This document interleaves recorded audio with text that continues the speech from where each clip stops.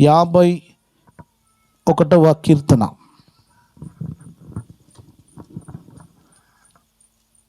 15వ వచనం నుండి 17వ వచనం వరకు మనము చదువుకుందాం. చదువుబిడ్డ. ప్రభువా, నా నోరు నీ స్తుతిని ప్రచురము చేయును, ప్రచురపరచునట్లు నా పెదవులను తెరువుము. నీవు బలిని కోరేవాడవు కాదు, కోరిన ఎడల అమ్మా నేను అర్పించుదును.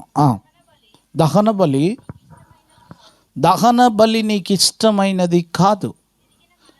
విరిగిన మనసే దేవునికి ఇష్టమైన బలులు. దేవా, విరిగి నలిగిన హృదయమును నీవు అలక్ష్యము చేయవు. అంటే గాడ్ నెవర్ నెగ్లెక్ట్స్. మంచిది, ప్రార్థన చేసుకుందాం. దయగల తండ్రి, చదివిన లేఖనములో ఉన్న సత్యాన్ని మేము గ్రహించుటకు ఈ రాత్రి మా ఆత్మీయమైన నేత్రములను మీరు తెరవండి. ప్రభువా, నీకు స్తోత్రాలు. అయ్యా, చదవబడిన నీ లేఖనాన్ని గ్రహించుటకు సహాయం చేయండి. మీరు మాట్లాడే దేవుడు ప్రభువా, వాక్యము ద్వారా మీరు మాట్లాడే దేవుడు గనక ఈ కూడికకు వచ్చిన ప్రతి బిడ్డతో మీరు మాట్లాడండి. ఈ కూడికకు వచ్చినటువంటి ప్రభువా, యవన బిడ్డలతో, పెద్దలతో, వృద్ధులతో, చిన్నపిల్లలతో ప్రతి ఒక్కరి హృదయాలను తెరచి నీ వాక్యము ద్వారా మీరు మా అందరితో మాట్లాడమని యేసు నామమున ప్రార్థిస్తున్నాం తండ్రి, ఆమేన్.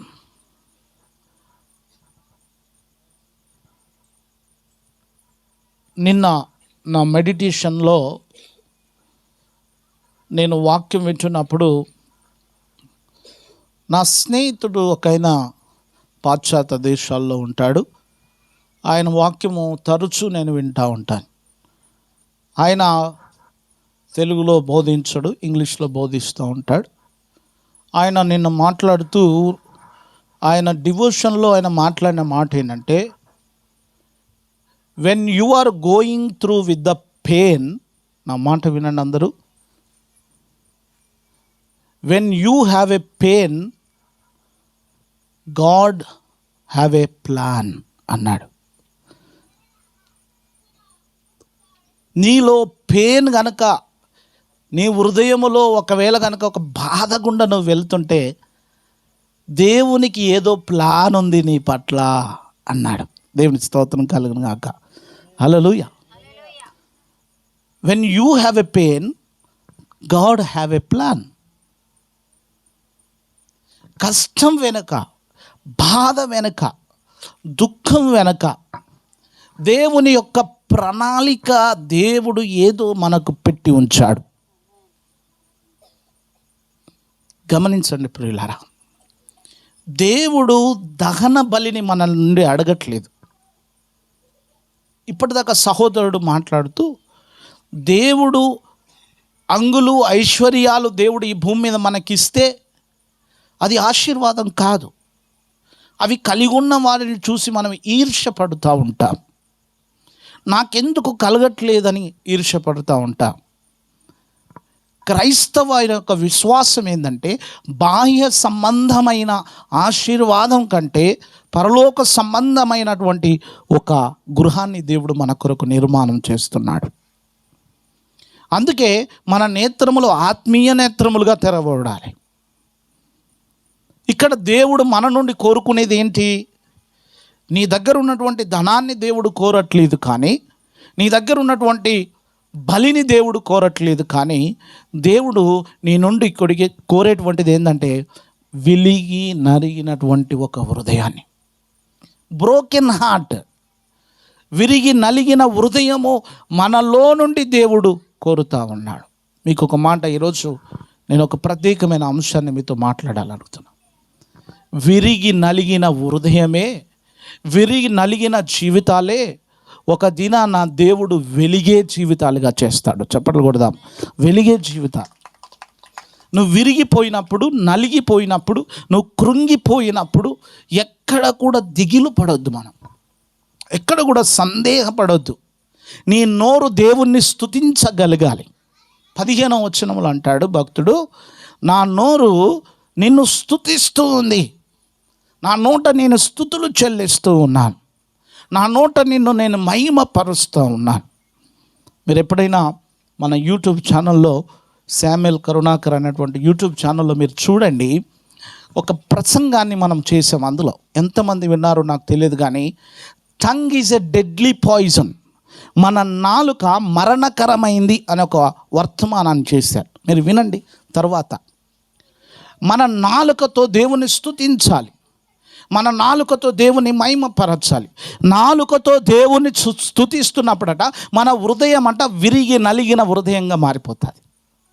దేవుని స్తోత్రం, హల్లెలూయా. విరిగి నలిగిన హృదయాలు ఎక్కడ కూడా దేవునికి కనబడట్లేదు. కృంగిపోయినప్పుడు, నలిగిపోయినప్పుడు మనము మానవుని యొక్క మాటలు ఎప్పుడైతే వింటామో నలిగిపోతూ ఉంటాం, కృంగిపోతూ ఉంటాం, దిగులు పడుతూ ఉంటాం. కొంతమంది ఉద్యోగాలకు వెళ్ళినప్పుడు అక్కడ సంతోషంగా ఉంటున్నారు, ఇంటికి రాగానే వారిలో నలిగిపోయినటువంటి పరిస్థితి, కృంగిపోతున్నారు, వేదన చెందుతున్నారు. బయట ప్రజలతో సంతోషంగా ఉండగలుగుతున్నారు, కానీ ఇంటికి వచ్చినాక సంతోషంగా ఉండట్లేదు అని అంటే నీవు నలిగిపోవడానికి కారణము నీ హృదయాన్ని దేవుని ఎదుట నలగొట్టుకోవట్లేదు నువ్వు. అందుకే సమాధానాలు కుటుంబాల్లో ఉండట్లేదు. మన తండ్రి అయిన దేవుని మనం చెప్తున్నాం, ఆయన సమాధానమునకు కర్త అని చెప్తున్నాం. Is a prince of peace, సమాధానమునకు కర్త. ఆయన సమాధానమునకు రాజై ఉన్నాడు. మన ఇంట్లో, మన కుటుంబాల్లో సమాధానము ఉండాలి అంటే ఈ రాత్రి మనం గమనించాలి, విరిగి నలిగిన హృదయాన్ని దేవుడు కోరుతున్నాడు. మనకు సమూయేలు గ్రంథంలో చూస్తే ఒక అద్భుతమైనటువంటి భక్తురాలు మనకు కనబడుతుంది, హన్నా. హన్నాకు సంతానం లేనప్పుడు అన్నాను చుట్టుపక్కల వాళ్ళు చాలామంది కూడా సూటిపోటి మాటలు మాట్లాడుతుండేవారు. కానీ తన భర్త మాత్రం ఏమనేవాడు తెలుసా? అమ్మా, నీకు 10 మంది కుమారుల కంటే నేను అంతకంటే ఎక్కువైన వాడని కాదా? కాబట్టి మనుషులు అనేటువంటి మాటల్ని బట్టి నీవు కృంగిపోకు, నలిగిపోకు. నలిగిపోతున్న మన బ్రతుకుల్ని దేవుడు నడిపిస్తాడు. కృంగిపోతున్న మన జీవితాలని తిరిగి దేవుడు కడతాడు. రండి, సమూయేలు మొదటి గ్రంథము 2వ అధ్యాయము 2వ వచనము నుండి హన్నా అద్భుతమైన విషయాలు ప్రార్థన చేస్తూ వస్తుంటుంది. హన్నా ఏమని ప్రార్థన చేస్తుంటే 2వ వచనము నుండి చదువుకుందాం. ఎవరైనా తీసిన వారు పరిశుద్ధ గ్రంథములో మొదటి సమూయేలు 2వ అధ్యాయము 2వ వచనం. అందరూ కూడా ఈ మాట వినండి. యెహోవా వంటి పరిశుద్ధ దేవుడు ఒక్కడునూ లేడు, నీవు తప్ప. ఆమె ప్రార్థించే విధానం చూడండి, ఎంత చక్కగా ప్రార్థన చేస్తుంది. యెహోవా వంటి పరిశుద్ధ దేవుడు ఒక్కడునూ లేడు, నీ వంటి వాడు ఒక్కడునూ లేడు ప్రభువా అంటూ, మన దేవుని వంటి ఆశ్రయ దుర్గం ఏది లేదు. యెహోవా, ఈ మాట అండర్లైన్ చేసుకోండి. మన దేవుడు అనంత జ్ఞాని అయిన దేవుడు, అంటే హద్దు లేదు, అనంత జ్ఞాని అయిన దేవుడు. ఆయన జ్ఞానానికి అనంతం, దెర్ ఇస్ నో బౌండరీస్. ఎక్కడ కూడా అనంత జ్ఞాని అయిన దేవుడు అంట. ఆ జ్ఞాని అయిన దేవుడు ఉంటే తండ్రి జ్ఞాని అయిన వాడప్పుడు పిల్లలు ఎందుకు జ్ఞానంగా లేవు? మనం అనంత జ్ఞాని, మన తండ్రి అనంత జ్ఞాని అయిన దేవుడు మన కుటుంబాలను ఎందుకు అనంత జ్ఞానమైనటువంటి దేవుణ్ణి కలిగిన పిల్లలుగా మనం ఎందుకు ఆ కుటుంబాన్ని కట్టట్లేదు? మరి మన జ్ఞానం ఏమైపోతుంది? అనంత జ్ఞాని అయిన దేవుడు, చదువమ్మా, ఆయనే మన క్రియలను పరీక్షించువాడు. ఇకను నలిగిన హృదయము రావాలి అంటే ఇక్కడ కొన్ని విషయాలు మనకు దేవుడు గుర్తు చేస్తాడు. మనలో ఉన్న గర్వపు మాటలు మన నోట రానివ్వకూడదట. దేవుని స్తోత్రం, హల్లెలూయా. కొంచెం వంట బాగా చేశారనుకో, నాకంటే ఎవరు బాగా చేయగలుగుతారు? పోటీకి వచ్చారనుకో ఎవరన్నా ఏమంటారు? తమ వంటను బట్టి గర్వించే వాళ్ళు ఉన్నారు, తమ ఇంటిని బట్టి గర్వించే వాళ్ళు ఉన్నారు, తమ పంటను బట్టి గర్వించే వాళ్ళు ఉన్నారు, తమ కుటుంబాన్ని బట్టి గర్వించే వాళ్ళు ఉన్నారు. కానీ దేవుని దగ్గరికి వచ్చినప్పుడు మనం ఏమై ఉన్నామో ఆయనను బట్టి ఉన్నాం కనుక నీ నోట గర్వపు మాటలు రావద్దు. అప్పుడే నీలో విరిగి నలిగిన హృదయం వస్తుంది. సామెతల గ్రంథంలో అంటాడు, నాశనమునకు ముందు గర్వం నడుస్తుందట. ఈ గర్వం వలనే చాలామందిలో కుటుంబాల్లో విరిగి నలిగిన హృదయాలు ఉండలేకపోతున్నాయి. దేవుడు నీ నుండి ఈరోజు కోరుకునేది ఏంటంటే, నువ్వు ఒక బాధ గుండా, ఒక నలిగిపోయిన స్థితి గుండా నువ్వు వెళుతున్నావేమో, పర్వాలేదు బిడ్డ, నీవు నలగొట్టబడాలి దేవుని సన్నిధిలో. హన్న ఏమని ప్రార్థన చేస్తుంది? నీ నోట గర్వపు మాటలు రావద్దయా. ఇంకా చదవమ్మా, చదువు. రానియకుడి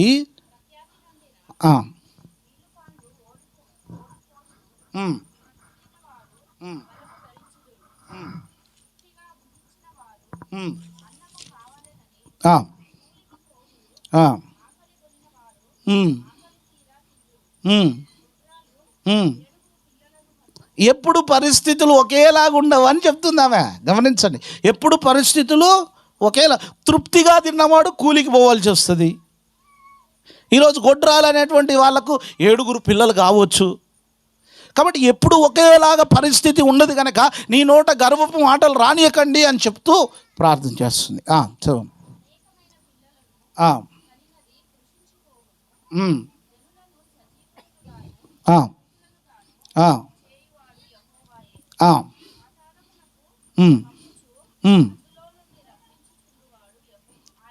ఆయనే యెహోవా.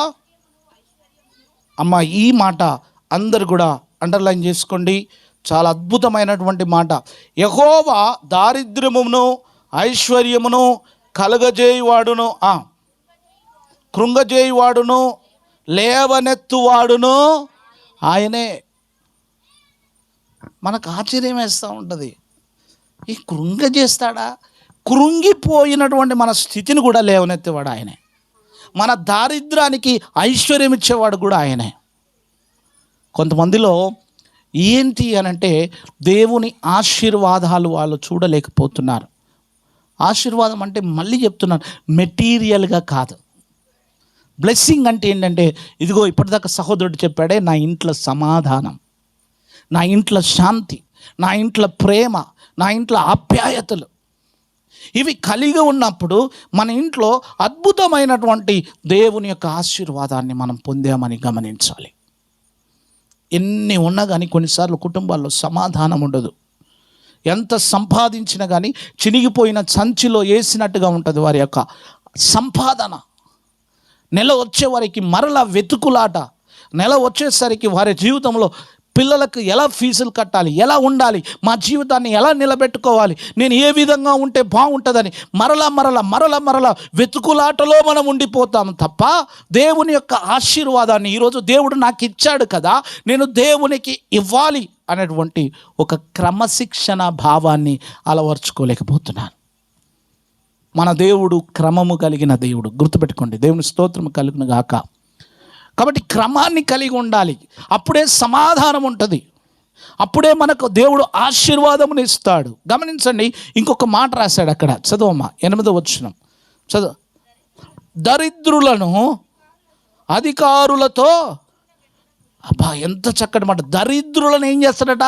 గొప్ప గొప్ప అధికారులతో కూడా దేవుడు కూర్చుండబెట్టుటకు మహిమ గల సింహాసనమును స్వతంత్రింపచేయుటకును వారిని మట్టిలో నుండి ఎత్తువాడు ఆయనే.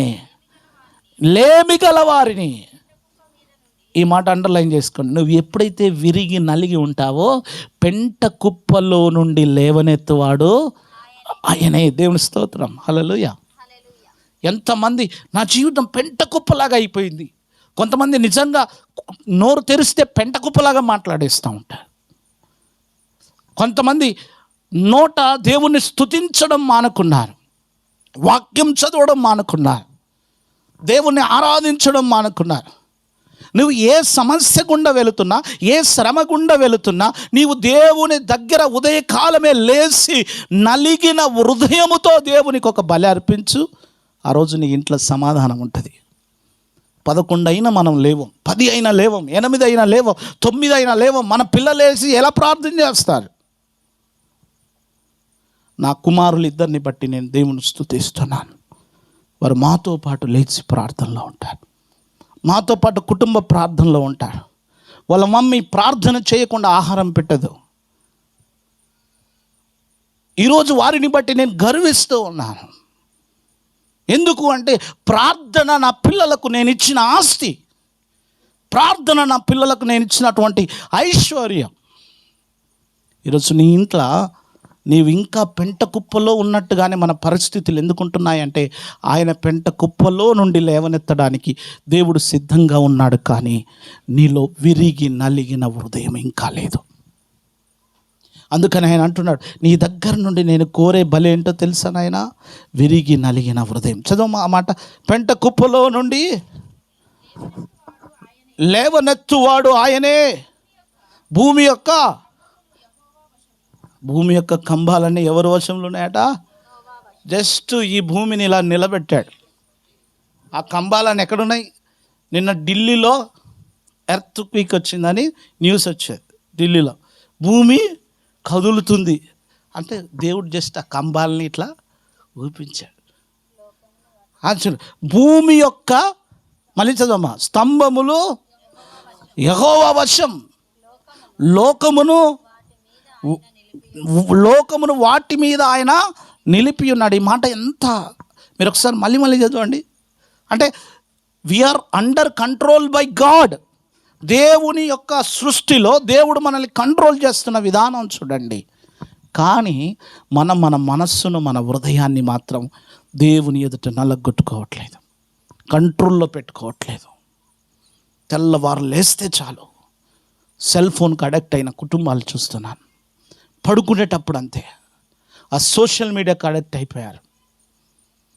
ప్రియమైన దేవుని బిడ్డలారా, నీవు ఏదైనా సరే, నిన్ను అతిగా పరిపాలన చేస్తుంది ఏదైనా సరే నీకు నష్టాన్ని తీసుకొస్తుందని మర్చిపోకు. అది నీకు నష్టాన్ని తీసుకొస్తుంది. కానీ ఎప్పుడు నా సహోదరుడు విజయ్కి చెప్తాను, సహోదరుడా అధైర్యపడకు, మేలు చేసే దేవుడు మనకు ఉన్నాడు, సహాయం చేస్తాడు. కుంటివాడు లేవలేని పరిస్థితిలో ఉన్నప్పుడు నా దేవుడు పైకి లేవనెత్తాడు. గుడ్డివాడు ఆశతో, దావీదు కుమారుడా నన్ను కరుణించు అన్నప్పుడు చేతులు తాకి వాని కన్నులు తెరవజేసిన నా దేవుడు, చెవిటివాడు వినలేని పరిస్థితిలో ఉన్నప్పుడు ఆ చెవిటివాణ్ణి చెవును ముట్టి స్వస్థపరిచిన నా దేవుడు, రక్తస్రావముతో కొట్టుబిట్టాడుతున్న ఆ తల్లిని దేవుడు స్వస్థపరిచాడు. ఈరోజు తప్పక రజనీని కూడా దేవుడు స్వస్థపరుస్తాడు. చెప్పలు కూడా దేవుని మహిమపరదాం. We should believe God. దేవుణ్ణి స్తుతించాలి, దేవుణ్ణి మహిమపరచాలి. కీర్తనల గ్రంథం 10వ అధ్యాయం 17వ వచనం 18వ వచనంలో ఈ విధంగా రాయబడి ఉంది. 18వ వచనం 18వ వచనం, అమ్మ తండ్రి లేని వారికిని, అమ్మ ఇక్కడ ఒక మంచి మాట రాశారు, నలిగిన వారికి. నలిగిపోతున్నావా?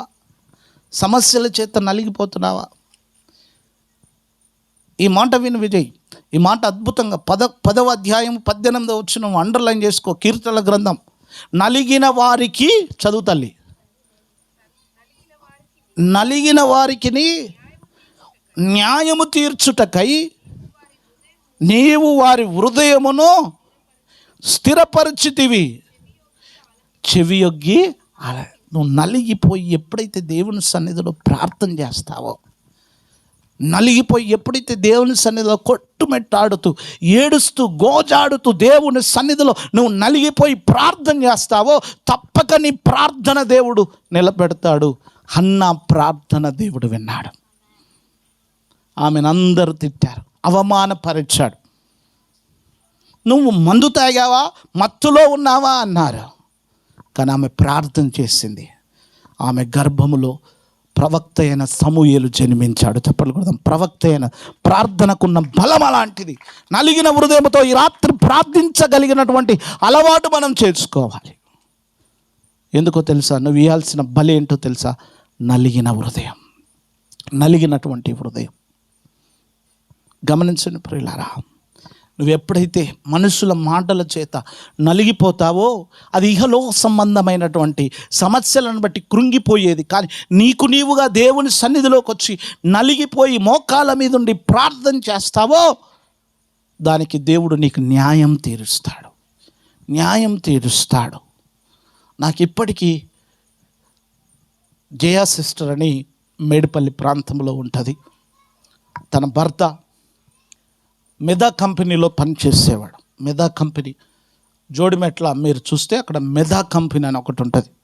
ఆ కంపెనీలో పనిచేసేవాడు. నేను హైదరాబాద్లో మేడిపల్లిలో పనిచేస్తున్నప్పుడు మేము ఒక ఇంట్లో ప్రార్థన పెట్టేవారం. ఆ ఇంట్లోకి వారు వచ్చేవారు. ఆ సిస్టర్ గారు ఎప్పుడు ప్రార్థన చేసేది తన భర్త కొరకు. ఏంటి అంటే ఆదివారము ప్రార్థనకు వెళుదామన్న సమయంలోనే ఆయన చక్కగా మటన్ తీసుకొచ్చేవాడు. చక్కగా ఏదో ఒక బంధువుని, స్నేహితుని పట్టుకొచ్చేవాడు. ఆ మందిరానికి వెళ్ళకుండా అక్కడ ఆమె పనిలో బిజీ చేసేవాడు. అప్పటికి సమయం అయిపోయేది, ఆమె కురింగిపోయేది. కానీ ఆమె కొన్ని సంవత్సరాలు ప్రార్థన చేసేది. ఆమె ప్రార్థన విన్న దేవుడు ఆయనను త్రాగుడు నుండి విడిపించి ఆమె కంటే ముందుగా ప్రార్థనకు వచ్చేటట్టు చేశాడు. కొన్ని సంవత్సరాల ప్రార్థన తర్వాత చప్పట్లు కొడదాం. ఆమె కంటే ముందుగా దేవుడు ఏం చేశాడో తెలుసా? ఆయన తప్పక దశమ భాగం ఇచ్చేవాడు. నా చేతిలోకి తీసుకొచ్చి ఇలా పెట్టేవాడు. తప్పక తన యొక్క టైత్ను ప్రభు కొరకు ఇవ్వాలి అని నా సేవకుడు ఇక్కడ కష్టంతో పరిచర్య చేస్తుండని తీసుకొచ్చి చేతుల్లో పెట్టి ప్రార్థన చేసి నమ్మకంగా ఉండేవాడు. ఈరోజు ఆయన ఇస్రోలో పని చేయడానికి దేవుడు ఉద్యోగం ఇచ్చాడు. దేవుని స్తోత్రం కలుగును. చెప్పలు కొడదాం. ఇస్రోలో is working in ISRO now. చాలా 12-13 సంవత్సరాల తర్వాత మేము వారి పిల్లల్ని చూసినప్పుడు ఆశ్చర్యపోయాం. ఆ సిస్టర్ గారు చెప్తుంది, అయ్యా మీరు ఆ రోజు మా కొరకు కన్నీరు కార్చి ప్రార్థన చేశారు. ఆమెతో నేను చెప్పిన మాట ఏంటో తెలుసా? అమ్మ, నీ విరిగి నలిగిన హృదయంతో చేసిన ప్రార్థనే నీ భర్తను మార్చింది. శ్రీలారా ఒక మాట చెప్తున్నా, నీ భర్త నిన్ను హింసిస్తే నువ్వు చేయాల్సింది ఒకే ఒక పని, తిరిగి మాట్లాడడం కాదు, తిరిగి వారిని హింసించడం కాదు, మోకరించి ప్రార్థన చేయి. పురుషులారా, నీ భార్య నిన్ను మాటల చేత, సూటిపోటి మాటల చేత నిన్ను కృంగదీస్తుందా? మౌనంగా ప్రార్థన చేయి, దేవుడు న్యాయం తీరుస్తాడు. నీ హృదయాన్ని నల్లగొట్టుకు ప్రభు సన్నిధానంలో. కొన్నిసార్లు కొంతమంది స్త్రీలను చూస్తే ఇలా ఉండాలి అనిపించే విధంగా బ్రతుకు భూమి మీద ఇలా ప్రార్థన చేయాలి అనే విధంగా బ్రతకాలి మనము. కొంతమంది పురుషులు చూస్తే నేను ఇలా ప్రార్థన చేయాలి, ఇలా పాట పాడాలి, ఇలా ఉండగలగాలనేటువంటి ఒక స్థితిలోకి, మాదిరికరమైన స్థితిలోనికి రా. ఎప్పుడు వస్తావంటే నీవు నలిగిపోయి కృంగిపోయి దేవుని సన్నిధానంలో నువ్వు మొరపెట్టినప్పుడు. ఈరోజు నన్ను ఇలా అన్నారండి, నన్ను అలా అంటున్నారండి, నా జీవితం ఇలా అయిపోయిందండి, లేకపోతే నేను తప్పుడు సెలక్షన్ చేసుకున్నా అండి, నేను తప్పుడు నిర్ణయం తీసుకున్నానండి. గడిచిన వారం రోజుల క్రితం ఒక సహోదరుడు ఫోన్ చేస్తున్నాడు, అన్నా నేను సరిగ్గా 5-6 సంవత్సరాల క్రితం నేను నీ మాట వినలేదన్నా, నా జీవితంలో తప్పుడు నిర్ణయం తీసుకున్నాను, ఈరోజు నాకు చచ్చిపోవాలనిపిస్తుంది అన్నాడు. కారణం తను ఆ రోజు తీసుకున్న ఒక నిర్ణయం. ఆయనకేం చెప్పానంటే, కృంగి పోకు సహోదరుడా, మోకాళ్ళ మీద ఉండి విరిగి నలిగిన హృదయంతో ప్రార్థన చేయి. నీ ప్రార్థన దేవుడు తప్పక వింటాడు, కుటుంబంలో సమాధానం ఇస్తాడు. మనం పరిశుద్ధ గ్రంథంలో చూస్తే అబ్రహాము ఎలా ప్రార్థన చేసేవాడు అంటే, దేవుని ఎదుట ఆయన మొరపెట్టే విధానం చూస్తే, ప్రభువా మా దగ్గర అంతగా భక్తిపరులు ఎవరు లేరు, మా దగ్గర అంతగా భక్తిపరులు ఎవరు లేరు, ఒక 100 మంది ఉంటే మమ్మల్ని క్షమిస్తావా, ఒక 10 మంది ఉంటే క్షమిస్తావా, ఒక 20 మంది ఉంటే క్షమిస్తా. ఆయన గోజాడిన విధానం చూడండి, ఆయన దేవుని సన్నిధిలో ప్రార్థించిన విధానం చూడండి. దావీదు రాజుగా ఉండి కూడా దినమునకు 7 మారులు దేవుని స్తుతించగలిగాడు. మనము గ్రామానికి రాజులం, మన ఇంటికి రాజులం. దినమినకు 7 మారులు కాదు కదా, 3 మారులు కూడా భోజనం చేసేటప్పుడు కూడా ప్రార్థించలేనంత మహారాజులం. కానీ దావీదు అలా కాదు. ఆయనక కీర్తన భాగం 5వ అధ్యాయంలో అనుకుంటే, ఉదయమున నా కంఠస్వరము నీకు వినపడనిమ్ము అంటాడు. God let my voice should come before you early in the morning అంటాడు. I came before you. కుటుంబాల్లో దేవుడు నీ నుండి కోరుకునేది ఏంటంటే, ఈరోజు బిడ్డ, నీ నోట గర్వపు మాటలు కాదు, నీ నోట సుట్టిపోటి మాటలు కాదు, నీ నోట రావాల్సింది విరిగి నలిగిన హృదయంతో కూడిన ప్రార్థన. ఈరోజు ఏదైనా సమస్య గుండా, ఏదైనా పరిస్థితి గుండా నీవు వెళుతున్నావంటే దానికి ఒకటే పరిష్కారం, విరిగి నలిగిన హృదయంతో ప్రార్థన చేయి. దేవుని సన్నిధిలో మొరపెట్టు, దేవుని సన్నిధిలో గోజాడు. నేను మన సంఘంలో ఏది కావాలన్నా ఉదయకాలం లేచి ప్రార్థన చేస్తాను. దేవా, ఇది కావాలి. ఈరోజు సంఘమును చూస్తే సంతోషం వేస్తుంది అయ్యా అంటే దాని వెనకాల చాలాసార్లు ప్రార్థన చేశాం, చాలాసార్లు ప్రార్థన చేస్తూ ఉన్నాం. ఈరోజు కూడా ఒక ప్రార్థన బృందాన్ని ఏర్పాటు చేసుకున్నాం. ఇంకా రాబోయే దినాల్లో మన కుటుంబాలు దేవుడు ఆశీర్వదిస్తాడు. కనుక దిగులు పడొద్దు. ఈ రాత్రి విజయ్ కృంగిపోవద్దు. దేవుడు నిన్ను పెంట కుప్పలో నుండి పైకి లేవనెత్తుతున్నాడు. చప్పట్లు కూడా పెంట కుప్పలో నుండి పైకి లేవనెత్తుతాడు. మన పరిస్థితి ఎప్పుడూ ఒకేలాగా ఉండదమ్మా, ఎప్పుడూ ఒకేలాగా ఉండదు. ఎప్పుడు మన జీవితం ఇలానే ఉంటుందని మనం అనుకోవద్దు. 20 సంవత్సరాల కింద ఉన్న బలం ఇప్పుడు నీకు లేదు. 20 సంవత్సరాల కింద ఉన్న యవనం ఇప్పుడు నీకు లేకపోవచ్చు. 20 సంవత్సరాల కింద ఉన్నటువంటి ధనము నీకు ఇప్పుడు ఇంకొంచెం ఇంక్రీజ్ కావచ్చు. మన పరిస్థితులను మార్చే దేవుణ్ణి, మన హృదయాన్ని ప్రభు ఎదుట కుమ్మరించి ప్రార్థన చేద్దాం. రండి, తలలు వంచండి, ఈ రాత్రి ప్రార్థన చేద్దాం. లెట్స్ ప్రే విత్ మనం ఒక విరిగి నలిగిన హృదయంతో, ఏ బ్రోకెన్ హార్ట్తో మనము దేవుని సన్నిధిలో ప్రార్థన చేద్దాం. Let's pray. నువ్వు ఏ సమయంలో నైనా నీ సమస్య ఏదైనా సరే, ఈ రాత్రి God is there to heal you. దేవుడు నిన్ను స్వస్థపరచడానికి, దేవుడు నిన్ను ఈ రాత్రి నిన్ను బలపరచడానికి తన వాక్కును పంపిస్తూ ఉన్నాడు. ఆయన విరిగి నలిగిన హృదయంతో ప్రార్థించేవాడికి ఆయన న్యాయము తీర్చేవాడు. ఆయన న్యాయం తీర్చేవాడు. ఆయన మనకు సహాయం చేసేవాడు, మన ప్రార్థన ఆలకించేవాడు.